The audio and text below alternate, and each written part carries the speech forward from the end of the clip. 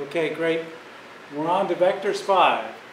Last time we went from the component form to the polar form. That is, we went from how much in the x and how much in the y direction to how much total and in what direction is the vector. Now we're going to be given the vector, the total amount and the direction, and we'd like to break it down into components. How much is that vector in the x direction and how much is in the y direction? So I've got two examples. One's a displacement and one's a velocity. Okay? I've got a grid up here. I'm given a displacement from state 1 to 2. Again, we don't know what the path is. It could go straight there, or it could go anywhere, but from 1 to 2, the displacement is 8 meters, 8 long steps, at an angle of 23 degrees up from this line.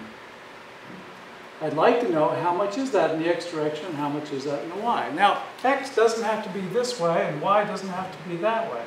It can, but you know, positive x can be this way, positive y can be down, whatever. So we have to look at what that means. The neat thing is I've drawn a grid over here. And so what I can do is take this, and I actually have a protractor, and I measured out 23 degrees. So I'm going to go 23 degrees up and to the right. I'm going to do that maybe here. Let's start it, this is fine, right here. And I'm going to go over, and I can slide my vectors around. To analyze them, I can move them around because it retains the same direction and amount. It's kind of a weird idea, but we can go, I'm going to start here, so this will be my whatever one, and I'm going to slide it over here 23 degrees here along that line. I'm going to draw this however long. Now I like to use my hand. There's 1, 2, so I'm going to go 1, 2, end up about there. And the better I draw it, the more I use ruler and protractor. That's all the better. Okay. So I know that I've got 8.0 meters, and this angle here is 23 degrees. And getting a tenth of a degree is a pretty big challenge, but anyway, that's what I've got here. So my question is, I've got the polar form, the amount and a direction. You could, of course, use that angle too. I want to know how much this way. So I could either graphically do this and measure on my scale diagram very carefully, or I can calculate it. We're working on the calculation now.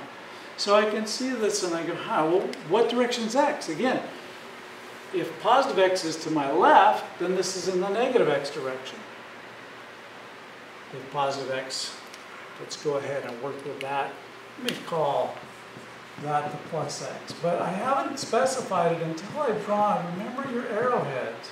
That grid doesn't say which way I'm calling plus x or plus y. And I'll go ahead and be conventional this time and say, let's call that my plus y direction. So everywhere, plus y, plus y, plus y. I don't need an origin, just that's plus y, that's plus x. So, okay, cool.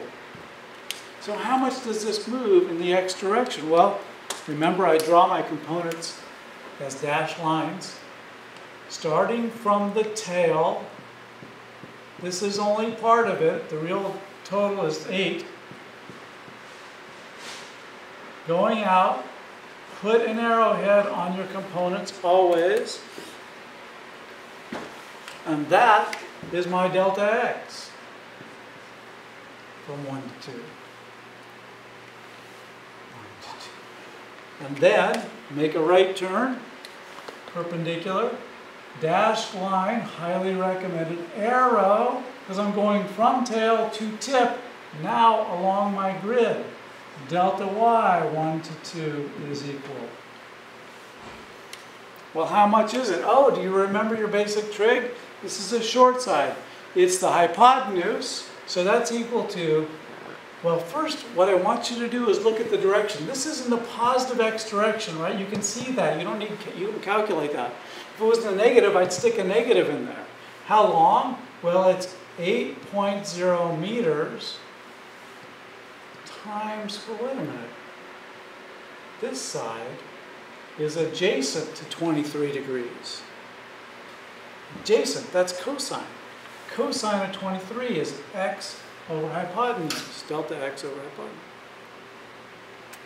So delta x over hypotenuse, so this should be times cosine of 23 degrees, and that is positive some meters. And again, if it was in the negative, just put a negative there because you see it on your paper. The calculation won't give that to you. Okay, now this one, I can see that this is also in the positive direction. It's the hypotenuse, 8.0 meters. But now this is opposite. Sine is opposite over hypotenuse. So it's the total times this fraction less than 1, and that's equal to some number, positive some number of meters. And then I could write that in this much I hat plus this much j hat. So you simply draw your triangle and you can slide it over there. You could measure it or you can calculate it using your sines and cosines. And of course this squared plus that squared square root is this, and you can get the angles and do anything like that. It's just another triangle. Let's take the velocity vector here that I've drawn. So I've got it at 65 degrees, heading up this way. And notice that the velocity is at an instant. Displacement is between two states, two moments in time. This is at a certain moment in time. So this is not a length. It doesn't mean that I'm going to end up there. I mean, I'm heading that way, but maybe I change direction or do something. I don't know. But that still is a vector. So I'm going to draw that. And how long is it? It's one of these guys plus a few of those guys. So I'm going to start it up over, let's go over here. I think I should be able to, let's start it here. Fine. I want to go 65 degrees, so I'm going to make it, I could just sketch it. We often just sketch it, but 65 is pretty good. You go up along that line right there. How far? I'm going to go up that far plus a few fingers, so maybe like that. Again, I could measure with a ruler and be careful. And that's my V3, right? V3. But I've messed up my color coding, so I better make that blue. Doesn't matter, but it's kind of nice to see it. And we'll use that when we add and subtract. So that is my V3. That's my speed. Oh, what is the speed? The speed is 44 meters per second. Notice I didn't put an arrow on here. You could, but that's a magnitude. That is wrong. That's only the amount. This is not the direction, so that's not right. That amount is V3 without the arrow on top. The direction here, well, I know that's 65 degrees. Now, I want to know how much at that instant am I traveling? How fast am I traveling in the x direction and how fast am I traveling in the y direction? So what do? I do my grid. Now, here's a good way to think of it. I've got this grid, and this is very valuable because sometimes things get twisted and tilted. If you draw your x-axis through the tail and then through the tip, let me get rid of this other example. I've kind of started to box it in. And then if I draw my y-axis through the tail and through the tip, I've got two triangles. Either one works, it doesn't matter. So, highly recommend creating this grid going parallel to the x-axis through the tail and tips, parallel to the y-axis through the tail and tip. Then you will see it. Take that tiny step and all of a sudden, wait a minute.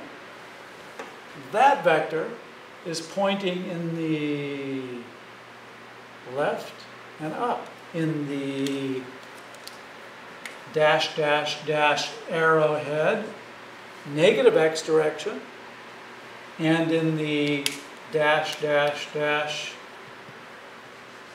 positive y direction. This is V3y component, and this is V3x. You want to know how much they are? They're sides of a triangle. V3x, this is only part of the whole. So it's going to be the whole. Uh-oh, what did I do wrong? That's in the negative direction. How did I know that? Because I just look at it. Negative x direction times that's adjacent to that angle, so it's cosine. Now sometimes the x component, well, I'll show you that in a second.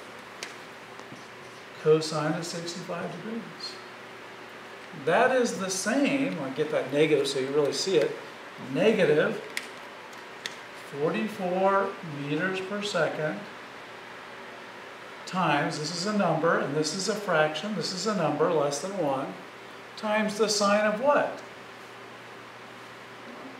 You could also use this angle, which is 25 degrees, isn't it? 80, 90, adds up to 90. So it doesn't matter. The x component, you don't always have to use the cosine. It doesn't. You could use the sine of that angle or the cosine of that. It's the same number. And so you're going to get some negative speed meters per second. That's how fast you're, but you're really going this way at that instant. And now in the y direction, of course, that would be the positive 44. It's opposite 65, so I'd say plus 44 meter per second times sine of 65, or cosine of 25. It doesn't matter. And then I could take those numbers and write them. This much I hat plus this much j hat. And so I've taken the total vector and broken it down into the x and y components or parts. It's just a triangle. And the key to drawing these triangles, again, is choose your coordinate system, draw lines parallel to the coordinates through the tail and the tip. The tail and the tip. Then you've got a box.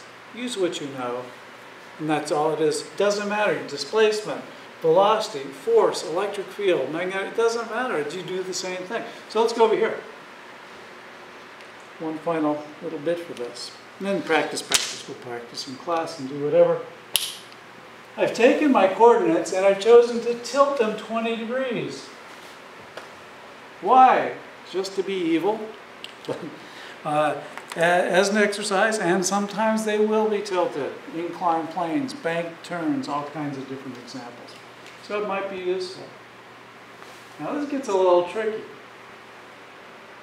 That's 23 degrees from that line. So I'm going to go over here.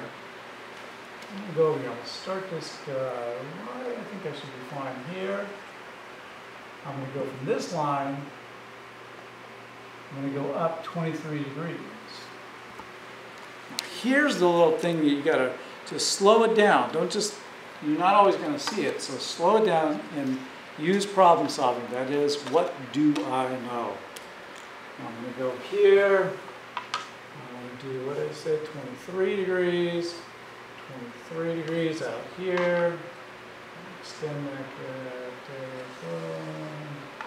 1, 2, 3, 4, 5. Okay, and there's 23 degrees.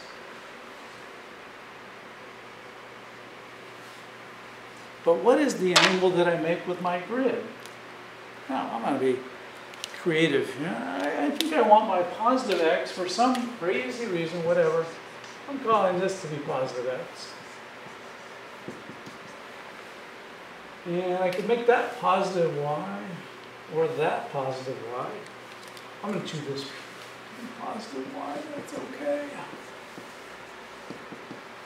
And I want to know, how much is that same vector going in my new coordinate system, my tilted, twisted coordinate system? Well, I just draw it.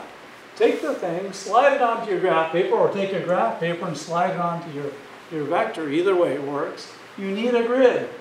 What's the grid? What did I say? Through the tail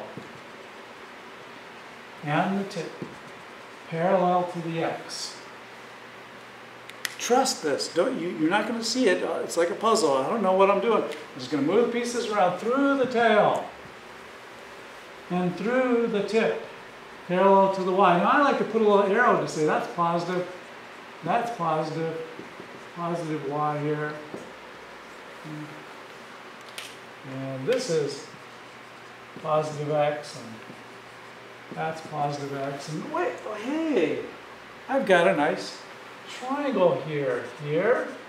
Now that vector is going this way, so I'm going to go from the tail to the tip along my box, my grid. So put an arrow when you make a turn. There. That blue vector is going down and to the right. And it's going up, dash, dash, dash, dash, dash, arrowhead.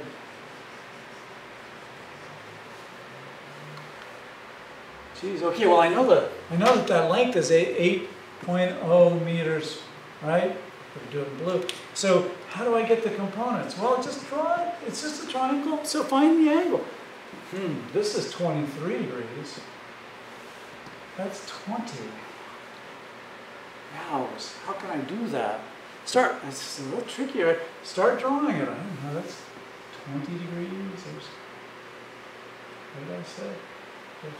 That's straight up. If that's 20, and that's 20. That right there is 20, and that's what? 70. If that's 70, then I can go like this, and that's got to be 20. See that? Oh. I just start drawing lines. There's 20.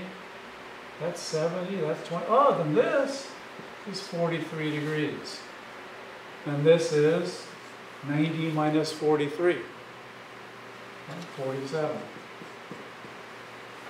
And then just do your basic trick. So the trick here, again, when it gets a little twisted, draw your vector, write down what you know, and track your angles, and draw a grid around your vector, parallel to your x direction and parallel to your y. In this case, this vector is going in the negative x direction and in the positive y direction. So the x component will be negative, what, 8 times the cosine of 43 degrees. See it? You gotta work on it until you see that fast. You need that speed. And this would be positive 8 meters times sine of 43 degrees. Or cosine of 47, same number. Right? And so you could try that with the v, the velocity. Slide it on over there, draw a grid through it. Here, let's see, we got a tilted axis. I could put the grid here, right? Here, through the tail and the tip, parallel to my axes, through the tail and the tip. It goes from the tail out to, along the x coordinates, to the tip along the y coordinates, right? And this guy's got this much in the x, and this much in the y, again using my hypotenuse times either the sine of the angle or the cosine. Noting that this, in this case, would be in the plus x direction by my choice, and the plus y direction. Don't forget your units. Don't forget your grid through the tail and the tip parallel to the x, tail and tip parallel to the y. It's a triangle. It goes back to our little basic definition of sine and cosine and tangent. Once you see that and you pick up speed, do a bunch of examples, you are so ready to go. We can add, we can break up every single vector into its x parts and its y parts. Then we can, if we're going to add vectors, you add the x parts because they're either going with each other or opposite. So you can add the numbers and subtract them. And then you add the y parts, plus or minus.